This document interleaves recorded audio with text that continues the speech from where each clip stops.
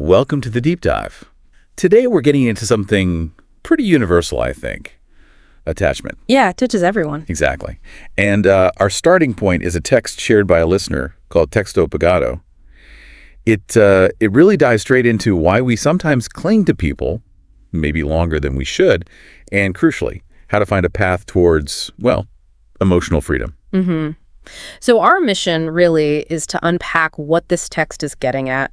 It draws on some, pretty deep psychological ideas, echoes of Carl Jung, for instance. Jung, yeah, the unconscious. Right. Thinking about why letting go feels so incredibly difficult sometimes, but also how that act of letting go can actually become this powerful way of prioritizing ourselves, of taking care of ourselves. Yeah, and the source makes this point early on, which I think is key. Yeah. Trying to figure out why we're attached isn't weakness.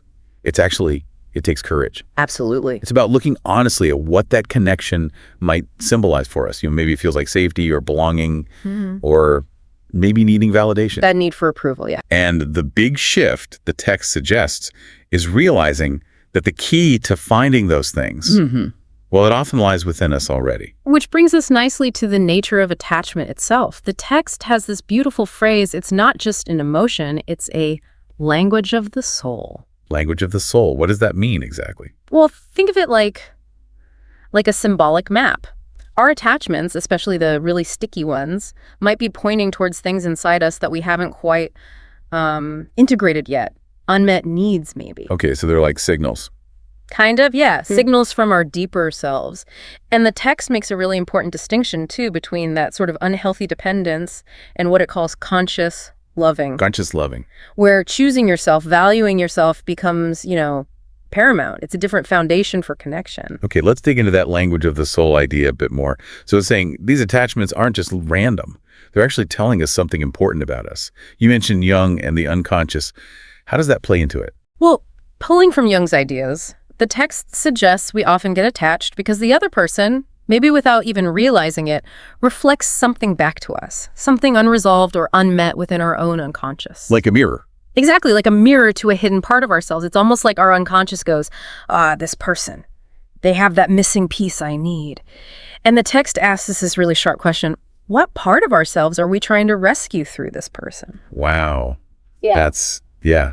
That hits deep. It highlights how these attachments can be driven by this unconscious mission to feel complete through someone else. Precisely. We're not always aware that's what's happening. Which feels like it leads right into this whole business of the stories we tell ourselves. Idealization, right? We get attached not to the actual person maybe, but to the idea of them. Oh, absolutely. The narrative we build. The savior, the soulmate, the one who finally gets us. Yeah. And this idealization, it's a powerful thing. We project qualities we admire or maybe qualities we wish we had strength, confidence, whatever it is, onto them. And then we become dependent on them to keep seeding us that feeling. Exactly. And the text points out we don't even realize we're giving our own power away. We convince ourselves only they can make me feel this way. So, okay. Yeah. How do we start to peel back those layers? How do we see the person more clearly without the filter of our own needs clouding things? That's a crucial step. The text talks about humanizing the other person, taking off that veil of idealization, as it puts it. Seeing them realistically, flaws and all. Yeah, strengths and flaws. It doesn't erase the good stuff you shared, not at all. But it's about recognizing, crucially, that they weren't the source of what you needed. You were projecting your own potential, your own capacity for those feelings onto them. Okay. So the good feelings were real, but the source wasn't entirely external. Right. And realizing that can be incredibly liberating for you and actually for them too. They get freed from having to live up to this impossible role you assign them. That makes so much sense, this projection thing. It's like carrying around a perfect picture and getting upset when the real person doesn't match it. So the text then moves towards returning to self. What does that actually look like? How do we do that? Well, when we're really caught up in an attachment, it's easy to lose touch with ourselves, our own wants, our own identity. Yeah, you can kind of disappear into the relationship. Totally. So detachment in this view is framed as a return home. It's about consciously reconnecting, asking those basic but really profound questions. What do I want? What makes me feel good? Who am I outside of this story I've been living? And it doesn't have to be huge things. Not at all. The text suggests simple stuff. going for a mindful walk, just noticing things, journaling, getting thoughts out, maybe picking up an old hobby you dropped, just reconnecting with your own core. It sounds like a very gentle, almost quiet process, just shifting the focus back inward. It can be, yeah. Deliberate but gentle. Now, the text is realistic too. It acknowledges this isn't always a smooth ride, right? Yeah. There are going to be tough moments. And that's where self-compassion comes in. Oh, hugely important. Letting go is definitely not linear. You'll have good days, bad days, moments you feel like you're sliding back. That's normal. Okay. And self-compassion is key then. It's about giving yourself the same kindness, the same patience you'd offer a good friend who is struggling. Not beating yourself up for feeling sad or confused. Exactly. Acknowledging those difficult emotions without judgment. Realizing that feeling pain or grief or anger doesn't mean you're failing. It's just part of being human, part of the process. That's real strength. And then there's this really interesting take on solitude. We often see being alone as negative, like loneliness. But the text flips that. Yeah, it reframes chosen solitude.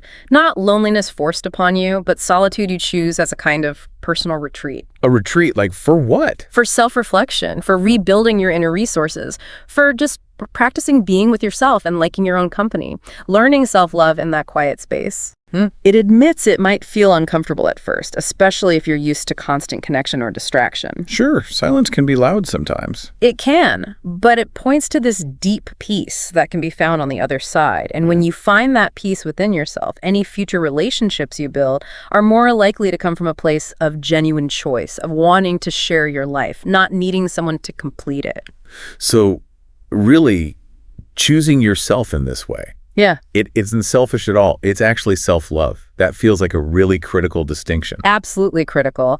Detachment isn't about becoming cold or shutting down or forgetting people. It's about prioritizing fidelity to yourself, your own well-being. Oh. It's about stopping living only in relation to someone else, learning to give yourself the companionship, the respect, the validation you might have been outsourced. So letting go is less about loss and more about self-recovery. That's a great way to put it, self-recovery. The text implies that real love, healthy connection, it has to start with the relationship you have with yourself. And this whole process, this whole journey the text lays out, it's really about integration, isn't it? Yeah. Moving from depending on others towards emotional autonomy.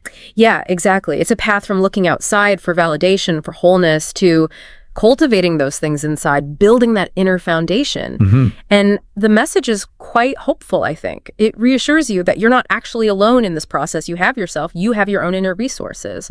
Detachment then becomes about opening your heart to yourself, strengthening that inner core, learning to love yourself more deeply. Okay, so building on that, the text gets really practical. It offers techniques like steps for climbing this mountain, as it calls it, of emotional attachment. The first one is start with you. Knowing yourself frees you. Right, back to that self-inquiry piece. Asking, like the text suggests, what part of me feels incomplete that this person seems to complete. Really sitting with that. And writing helps. Yeah, introspective writing is a great tool here. To dig down and try to pinpoint those underlying needs or fears. Is it fear of being alone? Is it needing someone's approval to feel okay? Bringing those unconscious drivers into the light is the first step to addressing them yourself. Makes sense. Then step 2, strengthen your emotional autonomy. Your well-being doesn't depend on anyone else. This sounds more action-oriented. It is. It's about actively building that inner resilience, that independence. So reconnecting with hobbies, things that genuinely bring you joy, setting personal goals, things that feel meaningful to you. Things that are just yours. Exactly. Nurturing yourself through activities that reinforce your sense of capability, separate from anyone else, could be exercise, meditation, learning something new, anything that builds that feeling of self-sufficiency. Okay, then it gets a bit more Am-word. Immersing yourself in your inner world, using tools like dream analysis and active imagination. That sounds very Jungian again. Yeah, it definitely is. The idea here is to use these techniques to explore the unconscious terrain of your attachments. Dreams, from this perspective, can reveal patterns, symbols, unresolved stuff that might be fueling the attachment. And active imagination. That's more like engaging with your inner world consciously, maybe visualizing what a life of self-reliance feels like, looks like, having a dialogue with parts of yourself. It's a way to work with the unconscious material more directly. Interesting. The fourth technique loops back to something we already touched on. Accept without judging and treat yourself with kindness. back to self-compassion. Yes, it's so central it bears repeating. Normalizing the tough emotions, they will come up, and consciously practicing that kindness towards yourself, using mindful awareness, positive self-talk, reminding yourself, it's okay to feel this, I'm doing the best I can. No self-criticism allowed. Easier said than done sometimes, but crucial. Okay, the next two seem really connected. Habit the solitude and set boundaries. They really go hand in hand, don't they? Learning to actually be comfortable, maybe even find nourishment in your own company that's habiting the solitude. Seeing it as that fertile space for self-discovery we talked about. Rather than just empty space. Right. And at the same time, you need to set healthy boundaries. That means with other people, sure, protecting your energy, but also boundaries with yourself. Like managing your own thoughts. Exactly. Managing that mental rumination, those looping negative thoughts about the past or the person. That's a boundary with yourself, protecting your inner peace. Ah, okay. That's a really useful way to think about boundaries. Finally, the text suggests we practice gratitude and anchor yourself in the present. Yeah, this is about consciously shifting your focus.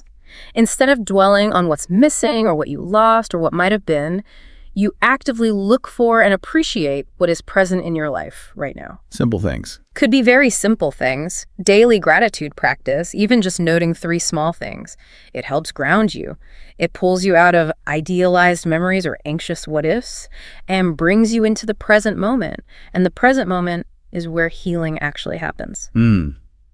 This whole deep dive into texto pagado, it really brings it home that letting go isn't just about the other person, is it? It's fundamentally a journey back to ourselves. That's the core thread, I think. Understanding why we get attached in the first place, questioning the stories we tell, and then actively, consciously building up those inner resources we might have been looking for outside. Yeah, building that inner strength. And the text frames detachment so hopefully, I feel. Not as an ending, not as closing off, but as a beginning. A beginning of what? Of a more authentic life, a life directed more from your own center. It's about learning to love, yes, but with awareness.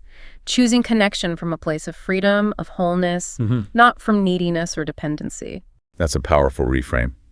Well, we really hope this exploration has given you some valuable things to think about, maybe some useful perspectives on this whole complex area of attachment and letting go. We hope so.